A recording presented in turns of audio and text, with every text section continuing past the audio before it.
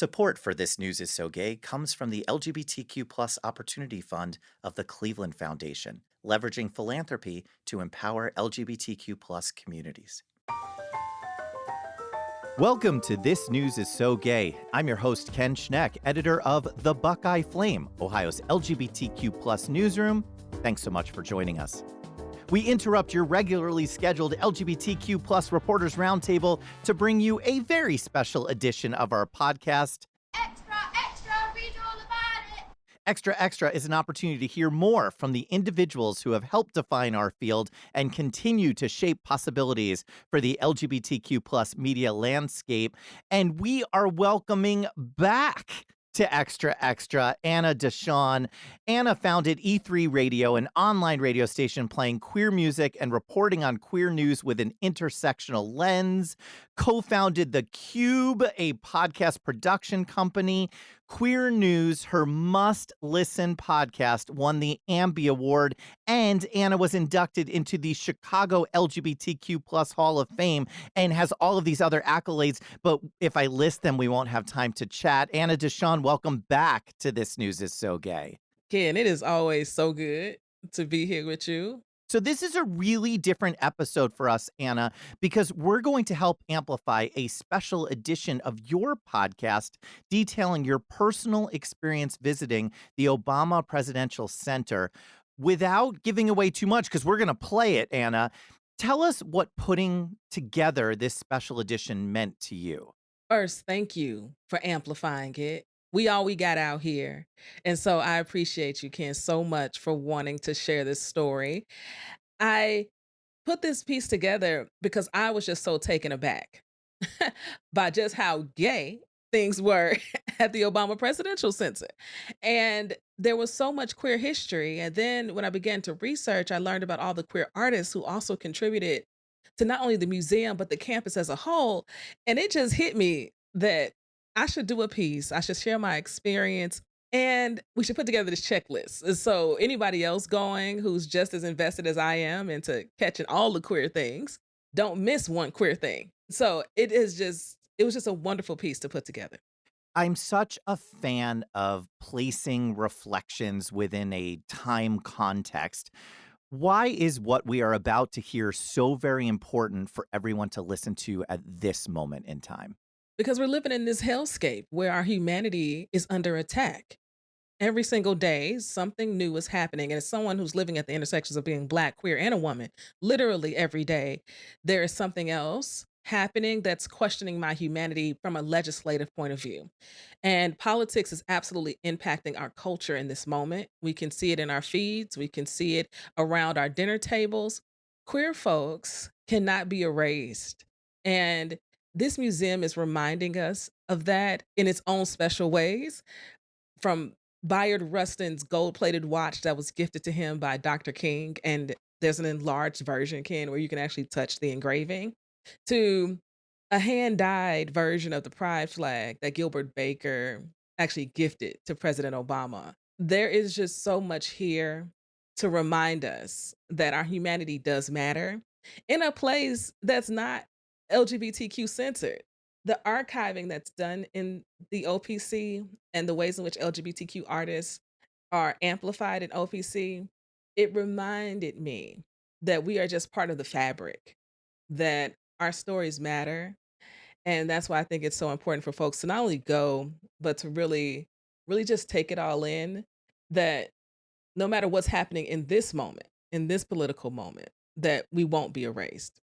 Well, I listened to it already. I'm so excited for our listeners here because it's not just about visiting.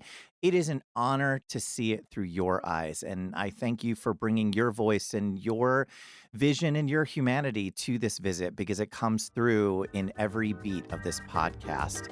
With that, we bring you this special edition of Queer News featuring the incomparable Anna DeShawn. Anna, thank you.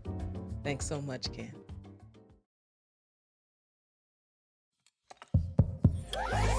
There's no place like the Qube. Coming across your airwaves, dance with me. It's an intersectional day. and it's gonna bring you the weekly. Family, is the news overwhelming? Is it just too much? Well, I get you, and I got you. Yeah.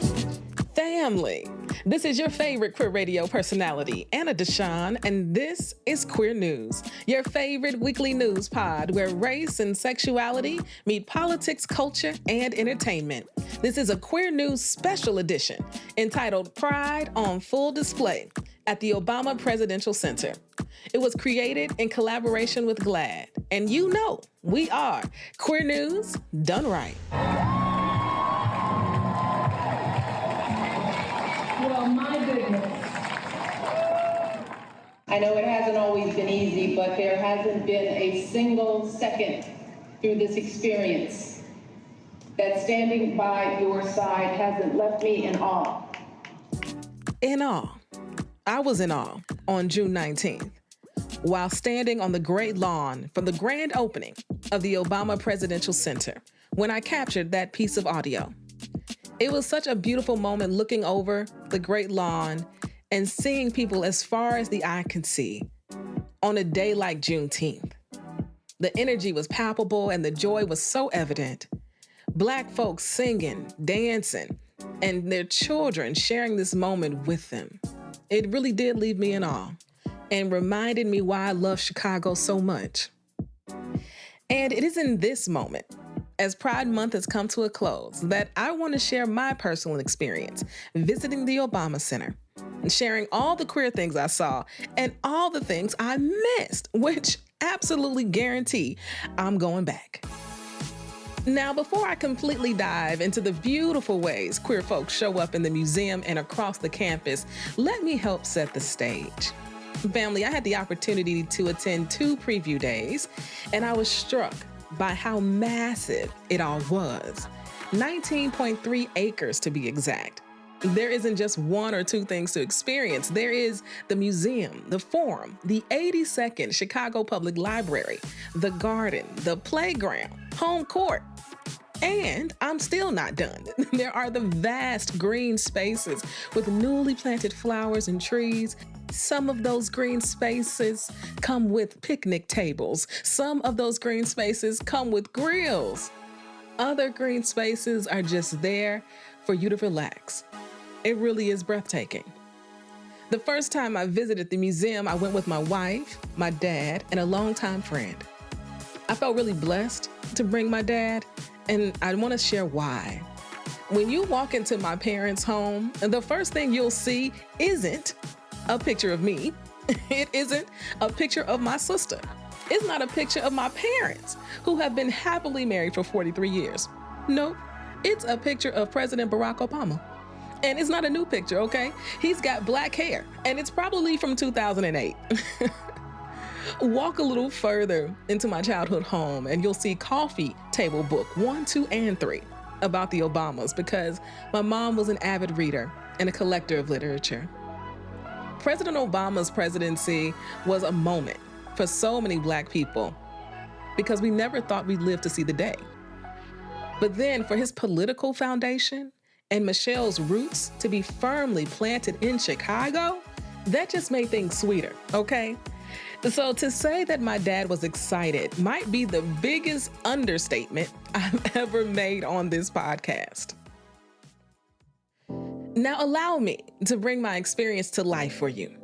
When we walked into the museum on that beautiful Chicago day, we were warmly welcomed by the staff, who are clearly happy and proud to be part of this moment. All of them had nothing but smiles, warm greetings, and they were excited to answer your questions. And I do mean excited. The first thing that captured my attention was the artwork, and more specifically, a piece called The City of the Big Shoulders. It's located in the Our Story atrium right before you take the escalator up to the first floor of the museum. We stopped there and stared at it for so long. We'd get really close, only to take so many steps back so that we could get a feel for all of it. The 38-foot piece will take your breath away. And when you begin to look close, you'll see the hidden messages that the artist left for us. You can map your neighborhood. You can follow the train routes. It's stunning. And it took 5 years for Mark Bradford to complete, only for it to be recorded that he continued changing things a bit during the installation. That's how he works, and we approve, okay? Because it's beautiful. I've come to learn Mark is an out Black gay man who's known for his paintings. And little did I know, that was just a precursor to all the ways LGBTQ folks show up in the museum and across the campus. Now, when I made it to the first floor of the museum, I was taken aback again because I hadn't expected to become so emotional, to be overwhelmed by the experience. After processing, I'm clear it was the remembering of what used to be the standard, the remembering of the expectations we had for the office of the president.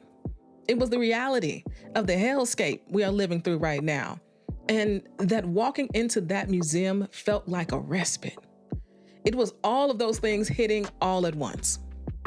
Reading headlines like "Toward a More Perfect Union" and "Founding Contradictions" really set the tone from the very beginning. It was clear the museum was not going to be a homage to the ideals of this country, but rather an honest take of the realities. Let me read you the text that accompanied the "Founding Contradictions" display so you can really get a sense of what I mean. It reads, "The Declaration of Independence, 1776, sets forth a radical idea that all men are created equal. Yet some of the founders enslaved people. The country they created denied women and white men without property the right to vote, and would remove Native Americans from their lands. America still struggles with these contradictions, but the ideas embodied in the Declaration of Independence, the Constitution, and the Bill of Rights offer tools to right these wrongs." It's given that Obama hope, right? That hope that he ran on and continues to espouse. Yes, awful atrocities have happened here in this country. And yes, we can still do something about it. As I continued through the museum, I appreciated how easy to read the exhibits were, how some engaged all of your senses and learning preferences. I appreciated all the archiving that was done and how those pieces were displayed. And the moment I saw the gold-plated pocket watch that belonged to Bayard Rustin, a watch gifted to him by the Reverend Dr. Martin Luther King Jr. for his organizing of the August 28th, 1963 March on Washington, well, I knew this place was going to be even more special than I thought. The museum actually invites you to touch a larger replica of the watch's engraving so you can feel the inscription. Now, family, my gaydar is on high alert, okay? What other queer things am I gonna see in this museum? An aspect I didn't come into the museum anticipating to see, but what a welcome surprise it was. As I kept moving through the museum, I saw my next queer piece. I see a copy of the November 1964 issue of The Ladder. If you're not familiar, The Ladder was the first nationally distributed lesbian magazine that was published from 1956 to 1972. It was launched by the Daughters of Bilitis, the first civil and political rights organization for lesbians in the United States. Now let me give you a little fun fact. Lorraine Hansberry would write for The Ladder, but never using her own name. She used her initials sometimes, or a pen name, Emily Jones. One of her most infamous quotes reads, "I'm glad as heck you exist." It was part of an archive display celebrating significant moments and movements throughout history. Well, y'all know at this point I am on high alert. What else in this museum is gay? This is what I'm asking myself at that very moment. And now I'm obligated to capture every gay thing I see. And to my surprise, there was so much more. Hello? Yes, it is, Mr. President. Jim, I figured when I saw you that we were going to be hoping for some good news, and we did. And I just wanted to say congratulations. Thank you so much, sir. I think it was your wishes. Your leadership on this, has changed the country. I really appreciate that, Mr. President. It's really been an honor for me to be involved in this fight and to have been able to, fight for my marriage and live up to my commitments to my husband. So I appreciate everything you've done for the LGBT community, and it's really an honor to have become part of that fight. Well, I'm really proud of you, and just know that not only have you been a great example for people, but you're also going to bring about a lasting change in this country, and it's pretty rare where that happens. So I couldn't be prouder of you and your husband, and God bless you. Thank you, sir. That means an incredible amount to me, and yeah, thank you. All right. Take care. Thanks for the call, Mr. President. You bet. Bye-bye. Bye. Do you all remember that clip from 11 years ago when President Obama called Jim Obergefell to personally congratulate him on the victory that led to the legalization of gay marriage in the United States? Well, it was shortly after seeing the copy of the latter that I saw an Edith Windsor quote. And to the right of the quote is a picture of the White House illuminated in rainbow colors. Gosh, do y'all remember when that would happen? That feeling of being seen in that way on that building. The quote from Edith read, "Marriage is a magic word. It has to do with our dignity as human beings, to be who we are openly." And let me not assume you know who Edith Windsor is in this moment either. Edith is best known as the lead plaintiff in the landmark 2013 Supreme Court case, United States v. Windsor, which successfully overturned Section 3 of the Defense of Marriage Act. This historic victory forced the federal government to recognize legally married same-sex couples, which paved the way for marriage equality to pass in 2015. All of this was done during Obama's presidency. And then my dad wanted to take a picture.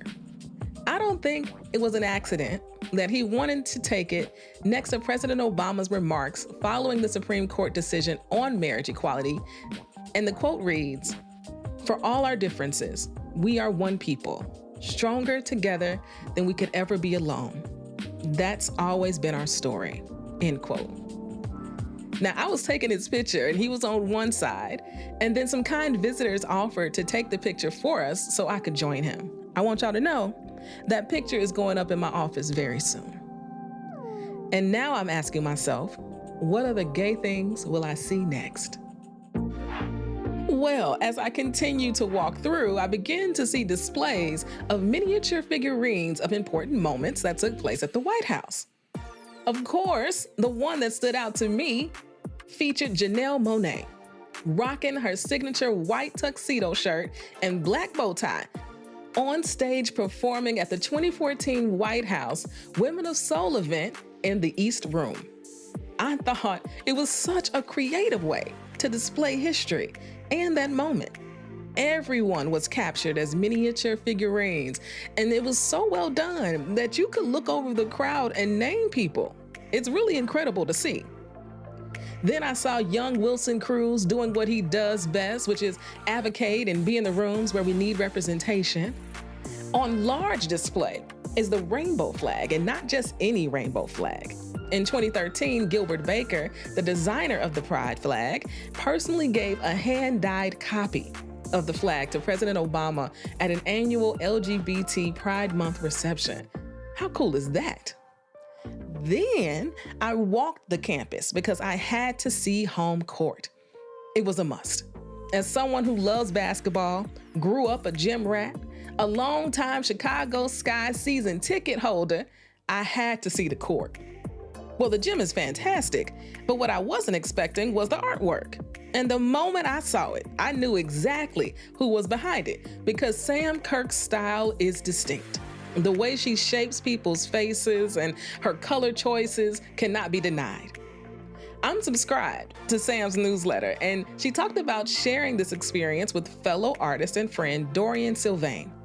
Over 18 months, they designed multiple concepts to merge their styles into a cohesive vision that stretches across the two-story layout. I I could only see one story because no one was actually allowed on the court. So seeing the full piece in her newsletter made an even bigger impact. Titled, Pass It Forward, she hopes people will find something in the smaller details that resonates with them.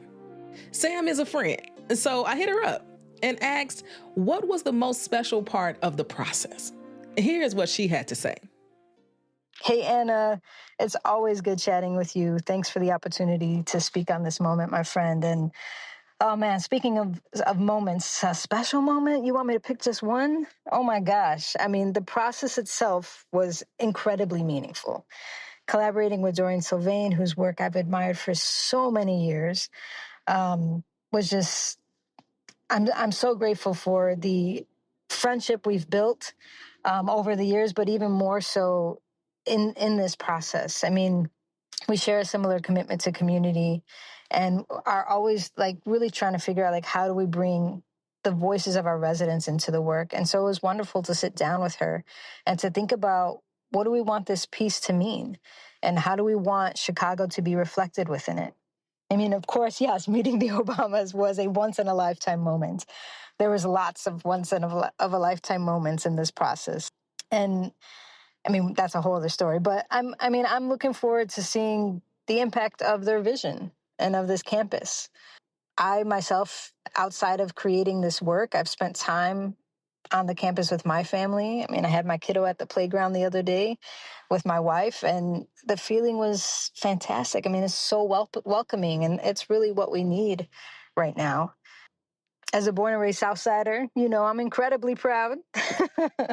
I'm a kid from a working class family, you know, so I never imagined being an artist, let alone my work would be part of a presidential center. But that's the beauty of possibility, right? And I think for this center, I think that's what it's going to share. Like all of these things matter. Where you come from does matter. And what we believe in, what we hope for can truly become a reality. And so, you know, I hope the center provides a space for many people, residents and visitors, to dream and to take some steps towards creating a world that we need and that we're hoping for. A world that we need and that we're hoping for is that part for me. Thanks, Sam. At this point, I thought I saw all the gay things. But then, after speaking with some friends, I found out I missed a lot. So I'm telling you right now, one visit probably won't be enough. So when I go back for my second preview, I was on a mission to see everything my friends told me about. The first stop was to see my queer friends who are part of the Imagine Your Impact interactive exhibit found on the 2nd and 5th floors of the museum. Both of them can be found under the community portion. Anthony, sharing how he's educating and connecting community members through entertaining, interactive events. And in his story, I see Adam and Joshua of Black Alphabet, the world's oldest and largest Black LGBTQ+ focused arts organization, being part of his story. And then Mary, featuring her documentary Woke Up Black that followed 5 Black youth from the Chicago area. And as Mary says herself, quote, whose voices and full stories deserve to be told, not reduced to a soundbite. Amen to that. What a special moment to see your friends who you know are doing good work in the world celebrated in this way. It was pretty cool. And I really wanted to know what this moment meant to Mary. So I asked, and she sent us this voicemail. Let's hear what she had to say. It feels very full circle to be included in an exhibit at the Obama Presidential Center Museum, Imagine Your Impact. Several years ago, when I made Woke Up Black, I tried to leave numerous copies of the film in the White House. I tried to hand Michelle Obama a copy.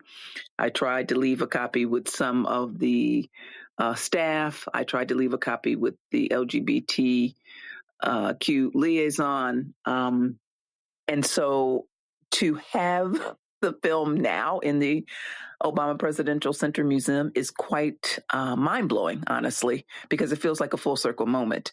I also had an opportunity to take one of the documentary subjects, Morgan Price, to the White House with me on occasion, and it was unbelievable to have her, to be able to introduce her to the President of the United States. And so it feels very full circle to be included in this exhibit, and it feels particularly appropriate that footage from Woke Up Black has been used, and that now the documentary subjects, all of with whom I'm in various levels of contact with, are also included. That to me is really what's most special, because their stories are really what's most important. I love me a full circle moment. Something like that. It reminds me that I'm doing exactly what I'm supposed to be doing. What a story. Thanks, Mary, for sharing with us. I was also told there was a video sharing the story of Pulse nightclub and the portion of the museum dedicated to telling the stories of gun violence and mass shootings. You can sit and watch the video on a bench, and tissue is often left there because you're gonna need it. It was tough. It really was. It was a tough one to sit through, and necessary, because we can never forget what happened at Pulse, and we can never forget the other tragic mass shootings that have impacted so many. Family, I really want you to know I was genuinely taken aback by all the ways LGBTQ life is represented in the museum and campus. And in preparation to writing and producing this episode, I, of course, was doing my research, only to find out there is more. So if you've been to the museum and you didn't see the items I've talked about, you gotta go back. For those who plan to visit, take our Queer News Obama Center checklist with you so you don't miss a thing, because here are more items I'm going back to see. Let's start with the art. Nick Cave's The Land Shared Sky in collaboration with Marie Watt. It's stunning and a must-see.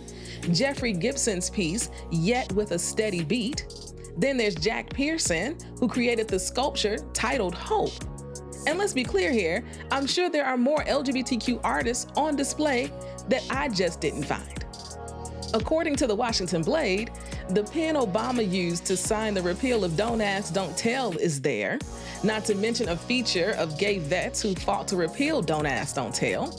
There's also a set of Harvey Milk commemorative stamps, an out to enroll rainbow wristband used to connect communities, specifically LGBTQ folks and comrades with health insurance options available under the Affordable Care Act.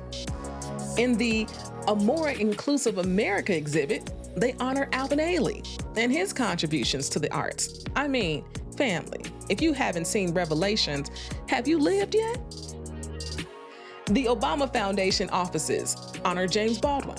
It's located on the garden level of the Forum building, and it provides workspace for approximately 100 Obama Foundation staff members. Overall, is the Obama Center something I think you should visit? Yes, absolutely. And not just to see the queer representation.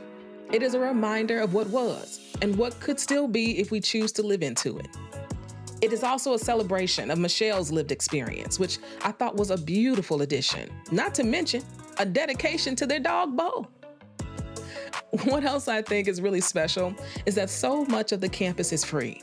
The library, the grounds, the garden, the playground, home court, even the ground floor of the museum. It is that part that makes me feel it really is for everyone to enjoy. Now, you might be listening to this and not be a big fan of Obama. You might have fair criticisms of his time in office. You wanted him to do more. You wanted him to sign a policy dear to your heart. I have concluded that I will never ever 100% or even 90% agree with any politician on everything. As a matter of fact, let's just bring that percentage down to maybe 65, 70%. And there are things I wish were done during his presidency. But one thing can't be denied, and that is the impact the Obamas have made. And now there is a physical manifestation of that on the south side of Chicago. Not in the near south side, aka near downtown. No, the real south side. We are located on Stony Island, South Side, an area rich in history and LGBTQ plus history as well, but has never seen this level of investment. And so my hope is that the people who live in the surrounding area won't be displaced by rising rents and gentrification. But we know how that story goes, and we know how capitalism works. But honestly, this is my greatest hope. I also hope that people who come visit the center also visit the neighborhood, that they do their research and support the local businesses in the area, the shops, the restaurants. We've always known how beautiful the South Side is. That's why we're so proud to be from here. During the grand opening celebration on Juneteenth, Michelle Obama talked about hope as well. I was able to capture it, and it feels like the perfect way to end this episode, being reminded that hope is a choice, and we can make that choice every single day. And so, family, I hope you enjoyed this special edition episode. If you did, please share it with a friend. I also want to invite you to visit our Substack, queernewspod.substack.com, so you can see the pictures that I captured during my visits, and you can download that checklist. That's queernewspod.substack.com. And of course, a link is in the show notes. Till next time, peace. But hope is a choice. Whether or not we use our voices to speak up is a choice. Voting is a choice. Being a decent human being is a choice. Believing that we still hold the power to build a country that reflects us all is a choice.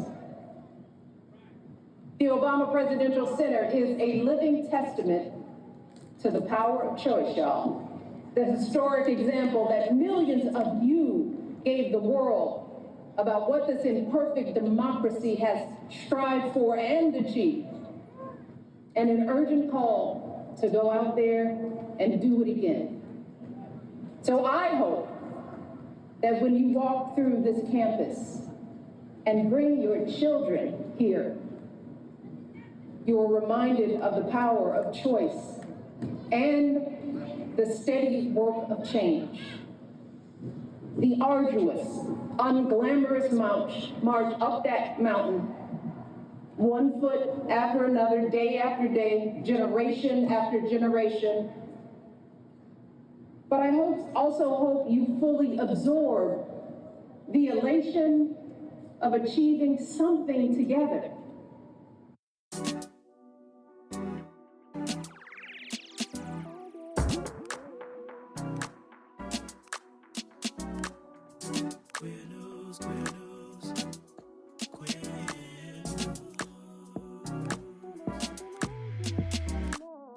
If you've enjoyed what you heard, rate and review us inside your favorite podcasting app.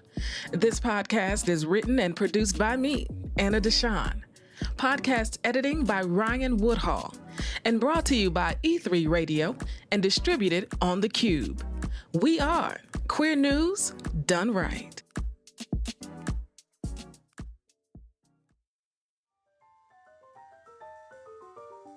Amazing, amazing stuff. Thank you to Anna DeShawn for letting us experience the Obama Presidential Center through her eyes. Incredible. I'm Ken Schneck, editor of The Buckeye Flame, and if you liked this episode of This News is So Gay, please share it with a friend. Subscribe so that you do not miss out on our next episode. Send an email on over to editor@thebuckeyeflame.com. That's me, to let us know your thoughts, and rate and review us on your favorite podcasting app. This News is So Gay is a product of the Buckeye Flame, a nonprofit newsroom. Become a recurring donor today for as little as $12.50 a month, which truly enables programming like This News is So Gay from a scrappy queer nonprofit newsroom like the Buckeye Flame. In the meantime, read LGBTQ+ news, share the stories from LGBTQ+ reporters, and support the work of LGBTQ+ newsrooms. Until next week, friends.